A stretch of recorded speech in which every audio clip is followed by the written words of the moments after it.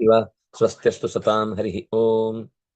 ಯುದ್ಧದ ತೀವ್ರತೆಯನ್ನು ವರ್ಣಿಸ್ತಾ ಕುಂಭರ ಯುದ್ಧ ನಡೀತಾ ಇದೆ. ಅದೇ ಹೊತ್ತಿಗೆ ಅವನ ಪರಿವಾರದಲ್ಲಿ ಒಂದಿಷ್ಟು ಜನ ಯುದ್ಧಕ್ಕೆ ಅಂತ ಬರ್ತಾರೆ. ಆದರೆ ಈ ನಿಕುಂಭನ ತೀವ್ರವಾದ ಯುದ್ಧದಿಂದ ಎಲ್ಲ ಕಪಿಗಳು ಕೂಡ ಮೂರ್ಛಿತರಾದಂತಹ ಪ್ರಸಂಗವನ್ನು ನಾವು ನೋಡಿದ್ವಿ. ಆನಂತರ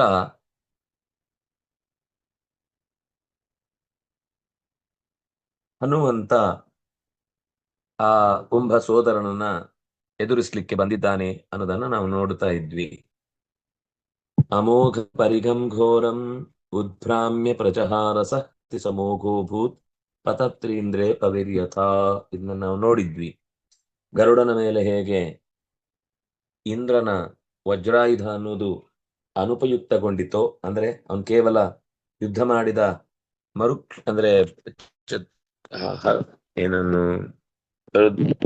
ವಜ್ರವನ್ನ ಎಸೆದ ಮರುಕ್ಷಣದಲ್ಲಿ ಅವನ ಮೈಯ ಒಂದು ಗರಿಯನ್ನ ಅದು ನಿರ್ನಾಮ ಮಾಡಿತು ಹೊರತು, ಅಂದ್ರೆ ಒಂದು ಗರಿಯನ್ನ ಮಾತ್ರ ಬೀಳಿಸಲು ಶಕ್ತವಾಯಿತು ಹೊರತು ಅದು ಯಾವ ರೀತಿಯಿಂದಲೂ ಕೂಡ ಗರುಡನನ್ನ ನಿಗ್ರಹಿಸ್ಲಿಕ್ಕೆ ಅದಕ್ಕೆ ಸಾಧ್ಯವಾಗ್ಲಿಲ್ಲ. ಅಂಥ ರೀತಿಯ ಆ ದುರವಸ್ಥೆಯನ್ನ ಹೊರಗೋಗಿ ಅನ್ಕೊಂಡೆ. ಅಂಥ ಒಂದು ದುರವಸ್ಥೆಯನ್ನ ಅನುಭವಿಸಿದ ಸಂದರ್ಭದಲ್ಲಿ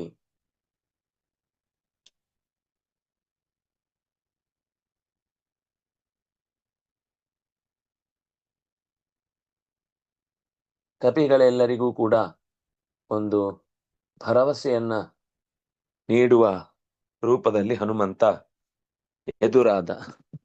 ಅಂದ್ರೆ ಗರುಡನಲ್ಲಿ ಹೇಗೆ ಆ ವಜ್ರಾಯುಧ ವ್ಯರ್ಥವಾಯಿತೋ, ವಸ್ತುತಃ ವಜ್ರಾಯುಧ ವ್ಯರ್ಥವಾಗಿದ್ದು ಅಲ್ಲ, ಆದ್ರೆ ಅವನ ಉದ್ದೇಶ ಫಲಿಸ್ಲಿಲ್ಲ ಅಂತ. ಅವನ ಉದ್ದೇಶ ಫಲಿಸದೆ ಅವನು ಬೇಕು ಅಂತ ಅದರ ಮರ್ಯಾದೆ ತೆಗಿಬಾರದು ಅಂತ ಒಂದು ಗರಿಯನ್ನ ಬೀಳಿಸಿದೆ ಹೇಗೋ ಹಾಗೆ ಇಲ್ಲಿ ಅದು ಮಾಡ್ಲಿಲ್ಲ ಹನುಮಂತ. ಆ ಆಯುಧದಿಂದ ಏನೂ ತೊಂದರೆಗೆ ಒಳಗಾಗದೆ ಆ ಆಯುಧಕ್ಕೆ, ಪರಿಘ ಅನ್ನುವ ಆಯುಧಕ್ಕೆ ಸರಿಯಾದ ಪ್ರತಿಕ್ರಿಯೆಯನ್ನು ಕೊಟ್ಟ. ಮುಂದಿನ ಶ್ಲೋಕ ನಾವು ನೋಡ್ಬೇಕಾದ್ದು. ಯಾರಿದ್ದಾರೆ? ದೀಪ ಅವ್ರು ಹೇಳಿ. ಮಾರುತೇರ್ ಮುಷ್ಟಿಪಿಷ್ಟೋಥ ಮಾರುತೆ ಮುಷ್ಟಿಪಿಷ್ಟೋಥ ಮಾರುತೆ ಮುಷ್ಟಿಪಿಷ್ಟೋಥ ಮೂರ್ಛಿತ ಕುಂಭಸೋದರಃ ಮೂರ್ಛಿತ ಕುಂಭಸೋದರಃ ಮೂರ್ಛಿತ ಕುಂಭಸೋದರಃ ಆಶ್ವಸ್ತಸ್ತಂ ಹನುಮಂತಂ ಆಶ್ವಸ್ತಸ್ಥಂ ಹನುಮಂತಂ ಆಶ್ವಸ್ತಸ್ಥಂ ಹನುಮಂತಂ ಹಂಸೇನ್ಯಸ್ಯಾದ್ರವದ್ರುತಂ ಹಂಸೇನ ಶಾದ್ಯವದ್ರುತಂ ಹಂಸೇನ ಶಾದ್ಯವದ್ರುತಂ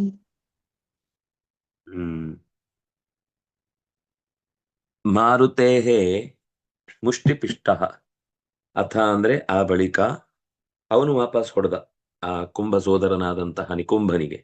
ಮುಷ್ಟಿಪಿಷ್ಟಃ ಮುಷ್ಟಿಯಿಂದ ಎದೆಯನ್ನು ಛಾಡಿಸಿ ಒದ್ದಿದ್ದಾನೆ ಅಥವಾ ಗುದ್ದಿದ್ದಾನೆ. ಆಗ ಕುಂಭಸೋದರ ಮೂರ್ಛಿತ, ಕುಂಭಸೋದರನು ಮೂರ್ಛೆಗೊಳಗಾದ. ಆಶ್ವಸ್ತ ಅವನನ್ನು ಆ ಪೆಟ್ಟು ತಿಂದ ಮರುಕ್ಷಣದಲ್ಲಿ ಹನುಮಂತ ಆಶ್ವಸ್ತ ಅಂದ್ರೆ ಎದ್ದ ಆ ಕುಂಭ ಸೋದರ ಆಶ್ವಸ್ತಸ್ಸನ್ ಅಂದ್ರೆ ತನಗೆ ತಾನೇ ಸಮಾಧಾನ ಮಾಡಿಕೊಂಡು ಎದ್ದಂತಹ ಆ ಕುಂಭ ಸೋದರ ಹನುಮಂತನನ್ನು ತನ್ನ ಹೆಗಲ ಮೇಲೆ ಹಾಕಿಕೊಂಡು ಅಂಸೆ ನ್ಯಸ್ಯ ತನ್ನ ಹೆಗಲ ಮೇಲೆ ಹಾಕಿಕೊಂಡು ಧೃತಂ ಅದ್ರವತ್ ಕೂಡ್ಲೆ ಓಡಿದ. ಆದ್ರವತ್ ಜೋರಾಗಿ ಓಡಿದ. ಯಾಕಂದ್ರೆ ಇವನು ಇಲ್ಲೇ ಬಿಟ್ರೆ ನನ್ನನ್ನು ಈಗ ಗುದ್ದಿ, ಅಂದ್ರೆ ಈಗ ಮುಷ್ಟಿಯಿಂದ ಗುದ್ದುವಾಗ ದೂರ ಇದ್ರೆ ಇನ್ನಷ್ಟು ಗುದ್ಲಿಕ್ಕಾಗುತ್ತೆ, ಜಾಸ್ತಿ ಜಾಸ್ತಿ ಪೆಟ್ಟು ಬೀಳುತ್ತೆ. ಅದಕ್ಕೆ ಅವನನ್ನೇ ಗಟ್ಟಿ ಹಿಡ್ಕೊಂಡ್ರೆ ಆಗ ಕೈಯಿಂದ ಆಗ ಎಷ್ಟು ಹೊಡಿಬೋದು ಅಷ್ಟು ಹೊಡೆದು ಅಷ್ಟನ್ನ ತಡ್ಕೊಳ್ತಾನೆ. ಅದಕ್ಕೋಸ್ಕರ ಅವನ ಬಿಗಿ ಅವನನ್ನು ತಾನೇ ಬಿಗಿಯಾಗಿ ಹಿಡ್ಕೊಂಡು ಹೆಗಲ ಮೇಲೆ ಹಾಕೊಂಡು ಓಡೋದ. ನೀ ಮಾರುತೆ ಷಷ್ಠಿ ಏಕ ಮುಷ್ಟಿನ ಪಿಷ್ಟ ಮುಷ್ಟಿಪಿಷ್ಟ ಪುಲ್ಲಿಂಗ ಪ್ರಥಮ ಏಕ ಅಥ ಅವ್ಯಯ ಮೂರ್ಛಿತ ಪ್ರತ್ಯಯ ಅಂತ ಶಬ್ದ ಪುಲ್ಲಿಂಗ ಪ್ರಥಮ ಏಕ ಕುಂಭಸ್ಯ ಸೋದರ ಕುಂಭಸೋದರ ಪುಲ್ಲಿಂಗ ಪ್ರಥಮ ಏಕ ಆಶ್ವಸ್ತ ಪುಲ್ಲಿಂಗ ಪ್ರಥಮ ಏಕ ತಂ ದ್ವಿತೀಯ ಏಕ ಹನುಮಂತಂ ದ್ವಿತೀಯ ಏಕ ನ್ಯಸ್ಯ ಲ್ಯಪ್ರತ್ಯಯಾಂತಮವ್ಯಯಂ ಆದ್ರವತ್ ಲಂಗ್ ಪ್ರಥಮ ಏಕ ಧೃತಂ ಅವ್ಯಯ. ಸ್ಫೂರ್ತಿಯವರು ಹೇಳಿ.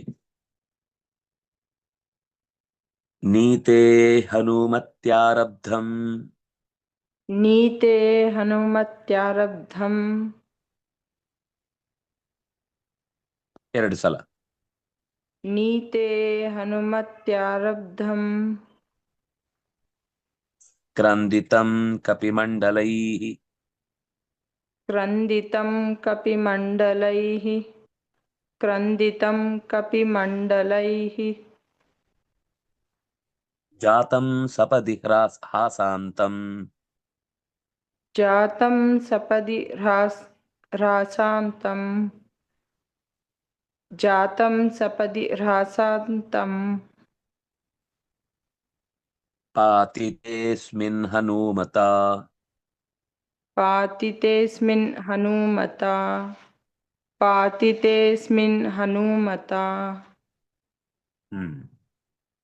ಹನುಮಂತ ನಿಕುಂಭನಿಂದ ಸೆಳೆಯಲ್ಪಟ್ಟಾಗ ಕಪಿಗಳ ಗುಂಪೆಲ್ಲವೂ ಒಂದು ಕ್ಷಣಕ್ಕೆ ಗಾಬರಿಯಾಗಿ ಕ್ರಂದಿತಂ ಹನುಮತಿ ನೀತೆ ಕಪಿಮಂಡಲೈಃ ಆರಬ್ಧಂ ಕ್ರಂದಿತಂ ಸಪದಿ ಅಸ್ಮಿನ್ ಹನುಮತಾ ಪಾತಿತೆ ಹಾಸಾಂತಂ ಜಾತಂ.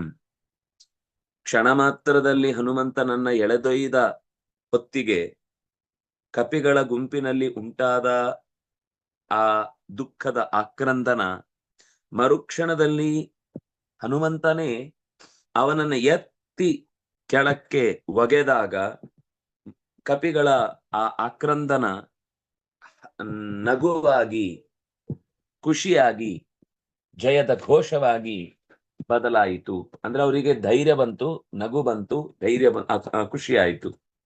ಅಂದ್ರೆ ಹನುಮಂತ ಬಿದೋದ, ಅಯ್ಯೋ ಹನುಮಂತನನ್ನೇ ಎತ್ಕೊಂಡು ಹೋದ್ರೆ ನಮ್ಮೆಲ್ಲ ಗತಿ ಏನು ಅನ್ನೋಷ್ಟ್ರಲ್ಲಿ ಅವನು ಬಿದ್ದ. ಆಗ ಅದು ನಗುವಿನಲ್ಲಿ ಕೊನೆಯಾಯಿತು. ಹಾಸಾಂತಂ ಜಾತಂ, ನಗುವಿನಲ್ಲಿ ಮುಗಿತಾಯಗೊಂಡಿತು.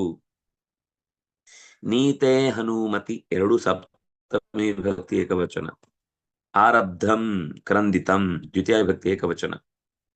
ಪ್ರಥಮ ವಿಭಕ್ತಿ ಏಕವಚನ. ಕಪಿಮಂಡಲೈಃ ಕಪೀನಾಂ ಮಂಡಲಾನಿ ತೈಃ ಜಾತಂ ದ್ವಿತೀಯ ಏಕ, ಅಥವಾ ಇಲ್ಲಿ ಹಾಸಾಂತಂ ಜಾತಂ ಆಯಿತು ಅಂತ ಅರ್ಥ. ಪುಲ್ಲಿಂಗ ನಪುಂಸಕಲಿಂಗ ಪ್ರಥಮ ಏಕ, ಸಪದಿ ಅವ್ಯಯ.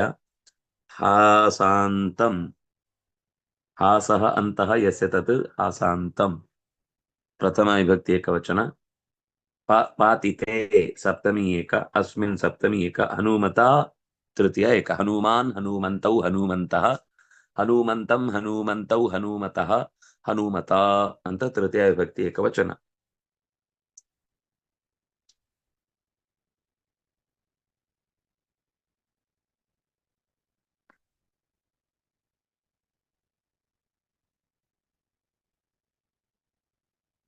ಸುಪ್ರಿಯ ಅವ್ರು ಹೇಳಿ.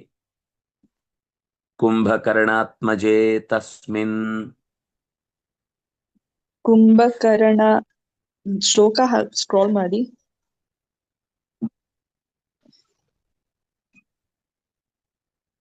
ನಾನೇ ಶ್ಲೋಕ ಮುಂದಕ್ಕೆ ಹೋಗಿದ್ದೇನೆ. ಮಹಾಸಂಖಮಖೇ ತಸ್ಮಿನ್ ಮಹಾಸಂಗಮ ತಸ್ಮಿನ್ ಮಹಾಸನ್ಮಕೆ ತಸ್ಮಿನ್ ಪ್ರಮಥ್ಯಾವೀಕ್ಷತಂ ಹರಿ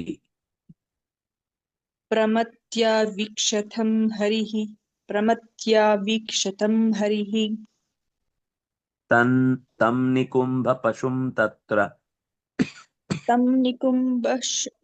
तं निकुम्ब पशुं तत्र तं निकुम्ब पशुं तत्र ಯಜ್ಞೇಶ್ವರಮತೋಷಯತ್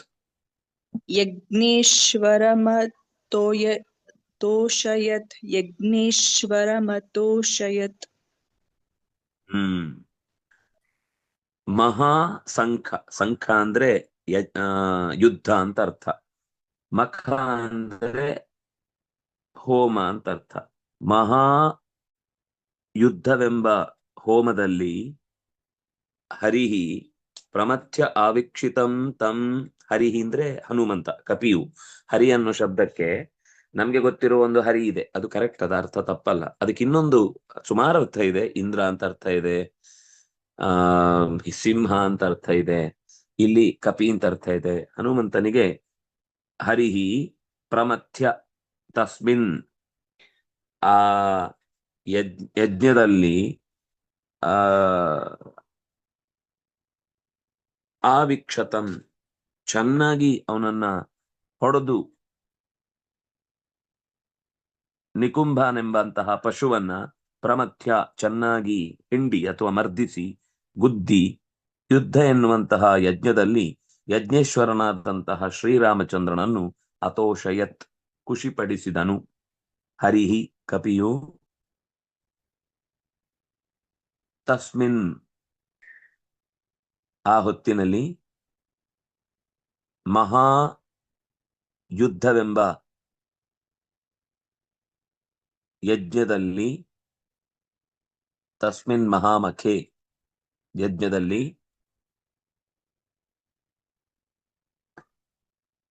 ಅವಿಕ್ಷತಂ ಅಂದ್ರೆ ಮೊದಲು ಬಹಳ ಹೊತ್ತು ಚೆನ್ನಾಗಿ ಆಟ ಆಡಿಸಿ ಪೆಟ್ಟು ತಿನ್ನದ, ಪೂರ್ತಿ ಆಟ ಆಡಿಸಿ ಎಲ್ಲರನ್ನ ಹಿಂಸೆ ಪಡಿಸಿದಂತಹ ನಿಕುಂಭ ಪಶುಂ, ನಿಕುಂಭ ಎನ್ನುವಂತಹ ಯಜ್ಞದ ಬಲಿಯನ್ನು ಪ್ರಮಥ್ಯ ಚೆನ್ನಾಗಿ ಬಡಿದು, ಯುದ್ಧದ ಯಜ್ಞದಲ್ಲಿ ಯಜ್ಞೇಶ್ವರನಾದಂತಹ ಶ್ರೀರಾಮಚಂದ್ರನನ್ನು ಸಂತೋಷಪಡಿಸಿದನು.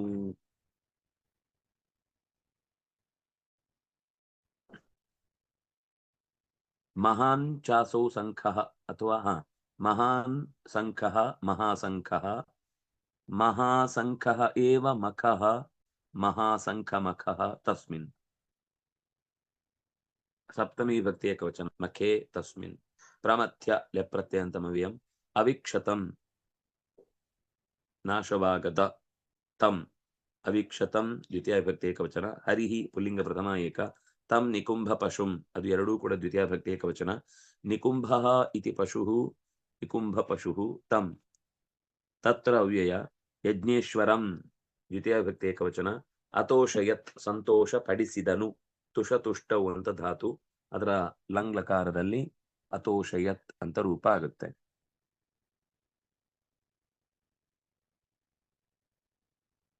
ಸ್ವಾತಿ ಅವ್ರು ಹೇಳಿ. ಕುಂಭಕರ್ಣಾತ್ಮಜೇ ತಸ್ಮಿನ್. ಕುಂಭಕರ್ಣಾತ್ಮಜೇ ತಸ್ಮಿನ್. ಕುಂಭಕರ್ಣಾತ್ಮಜೇ ತಸ್ಮಿನ್. ಕುಂಭಕರ್ಣ ಸಮೇಹತೆ. ಕುಂಭಕರ್ಣ ಸಮೇಹತೆ. ಕುಂಭಕರ್ಣ ಸಮೇಹತೆ. ನಂದಿತಂ ನಾಕಿ ಲೋಕೆ ಭೂತ್. ನಂದಿತಂ ನಾಕಿ ಲೋಕೆ ಭೂತ್. ನಂದಿತಂ ನಾಕಿ ಲೋಕೆ ಭೂತ್. ಕ್ರಂದಿತಂ ರಕ್ಷಸಾಂ ಪುರೇ. ಕ್ರಂದಿತಂ ರಕ್ಷಸಾಂ ಪುರೇ. ಕ್ರಂದಿತಂ ರಕ್ಷಸಾಂ ಪುರೇ. ಕುಂಭಕರ್ಣಾತ್ಮಜೇ ತಸ್ಮಿನ್. ಕುಂಭಕರ್ಣನ ಮಗನಾದ, ಕುಂಭಕರ್ಣನಿಗೆ ಸಮನಾದ ನಿಕುಂಭನು ಹತೆ ಸಾಯಲು, ನಾಕಿಲೋಕೆ ನಂದಿತಂ ಅಭೂತ್. ರಕ್ಷಸಾಂಪುರೇ ಕ್ರಂದಿತಂ ಅಭೂತ್. ಕುಂಭಕರ್ಣನ ಮಗನಾದಂತಹ ನಿಕುಂಭನು, ಕುಂಭಕರ್ಣನಿಗೆ ಸಮನಾದ ಶಕ್ತಿ ಉಳ್ಳವನು, ಹನುಮಂತನಿಂದ ಹತನಾಗಲು ದೇವಲೋಕದಲ್ಲಿ ಹರ್ಷೋದ್ಗಾರ ಉಂಟಾದರೆ, ರಾಕ್ಷಸರ ನಗರದಲ್ಲಿ ಹಾಹಾಕಾರ ಉಂಟಾಯಿತು ಅಂತ ಹೇಳ್ತಾ ಇದ್ದಾರೆ. ಕುಂಭಕರ್ಣನ ಶಕ್ತಿಗೆ ಸಮನಾದ ಶಕ್ತಿ ಉಳ್ಳವನು ಅನ್ನುವ ಕಾರಣಕ್ಕೆ ಅವನು ಬಹಳ ಹೊತ್ತು ರಾಕ್ಷಸರ ಪಾಳಯದಿಂದ ಕಪಿಗಳನ್ನ ಕಾಡಿದ್ದ. ಆದ್ರೆ ಅಂದ್ರೆ ಕಾಡಿದ್ದ ಅಂದ್ರೆ ಸುಗ್ರೀವನೂ ಆಗ್ಲಿ, ಅಂಗದ ಆಗ್ಲಿ, ಜಾಂಬವಂತನಾಗ್ಲಿ, ಸುಷೇಣ ಆಗ್ಲಿ, ಎಲ್ಲರೂ ಅವನ ಮುಂದೆ ಶಿರಬಾಗುವ ಹಾಗಾಯಿತು. ಅಷ್ಟು ಜೋರಿನವನು. ಕೊನೆಗೆ ಹನುಮಂತ ಅವನನ್ನ ನಿಗ್ರಹಿಸಿದ. ಹಾಗಾಗಿ ದೇವಲೋಕದಲ್ಲಿ ಜೈಕಾರ ಹುಟ್ಟಿತು, ರಾಕ್ಷಸರ ಲೋಕದಲ್ಲಿ ಧಿಕ್ಕಾರ ಕಾಣಿಸಿತು. ಏನಿದು ಹೀಗಾಗಿ ಹೋಯ್ತು? ಧಿಕ್ ಅಂದ್ರೆ ತಮಗೆ ತಾವೇ ಬೈಕೊಳ್ಳೋದು, ಅಯ್ಯೋ ಹೀಗಾಯ್ತಲ್ಲ ಹೀಗಾಯ್ತಲ್ಲ ಹೀಗಾಯ್ತಲ್ಲ ಹೀಗಾಗಬಾರ್ದಿತ್ತಲ್ಲ ಅಂತ ಬೊಬ್ಬೆ ಹೊಡೆಯುವ ಕ್ರಮ. ಕುಂಭಕರ್ಣಸ್ಯ ಆತ್ಮಜಃ ಕುಂಭಕರ್ಣಾತ್ಮಜಃ ತಸ್ಮಿನ್ ತಸ್ಮಿನ್ ಕುಂಭಕರ್ಣ ಸಮೇಹತೆ, ಎಲ್ಲವೂ ಕೂಡ ಸಪ್ತಮಿ ಭಕ್ತಿ ಏಕವಚನ. ಕುಂಭಕರ್ಣಸ್ಯ ಸಮಃ ಕುಂಭಕರ್ಣ ಸಮಃ ತಸ್ಮಿನ್ ನಂದಿತಂ, ನಂದಿತಂ ಅಂದ್ರೆ ಸಂತೋಷವು, ದ್ವಿತೀಯ ಪ್ರಥಮ ವಿಭಕ್ತಿ ಏಕವಚನ. ನಾಕಿನಾಂ ಲೋಕಃ ನಾಕಿ ಲೋಕಃ ತಸ್ಮಿನ್ ಅಭೂತ್ ಲುಂಗ್ ಪ್ರಥಮ ಏಕ, ಕ್ರಂದಿತಂ ಪ್ರಥಮ ಏಕ, ನಪುಂಸಕಲಿಂಗ ಪ್ರಥಮ ಏಕ. ರಕ್ಷಸಾಂ, ರಕ್ಷಃ ಶಬ್ದ ನಪುಂಸಕಲಿಂಗ ಷಷ್ಠಿ ಬಹು, ರಕ್ಷಃ ರಕ್ಷಸಿ ರಕ್ಷಾಂಸಿ, ರಕ್ಷಃ ರಕ್ಷಸಿ ರಕ್ಷಾಂಸಿ ಷಷ್ಠಿ ಭಕ್ತಿ ಬಹು. ಪುರೇ ಸಪ್ತಮಿ ಭಕ್ತಿ ಏಕವಚನ. ಲಂಕೆಯಲ್ಲಿ ಕೂಗಾಟ, ದೇವಲೋಕದಲ್ಲಿ ಖುಷಿಯ ಉದ್ಗಾರ. ಹೀಗೆ ಹನುಮಂತನ ಕಾರ್ಯಭಾರ ಇಬ್ಬರಿಗೂ ವಿರುದ್ಧವಾದ ಭಾವನೆಗಳನ್ನು ಹುಟ್ಟಿಸಿತು ಅಂತ ಹೇಳ್ತಾ ಇದೆ.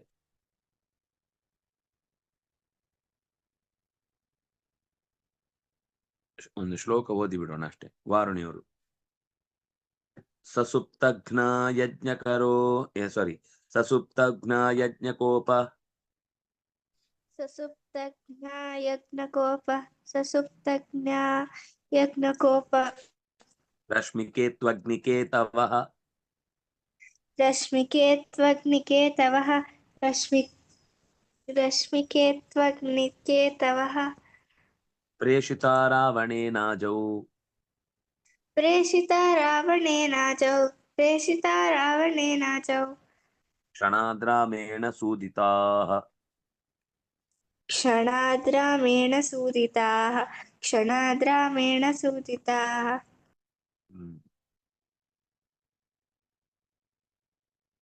ಇನ್ನೊಂದಿಷ್ಟು ಜನ ರಾಕ್ಷಸರು ಬಂದ್ರು ಅಂತ ಹೇಳ್ತಾ ಇದ್ದಾರೆ. ನಾಳೆ ಅದರ ಮುಂದಿನ ವಿವರವನ್ನು ನೋಡೋಣ. ಆಮೇಲೆ ಭಾಗವತದ ಚಿಂತನೆ ನಡೆಸೋಣ 8:45.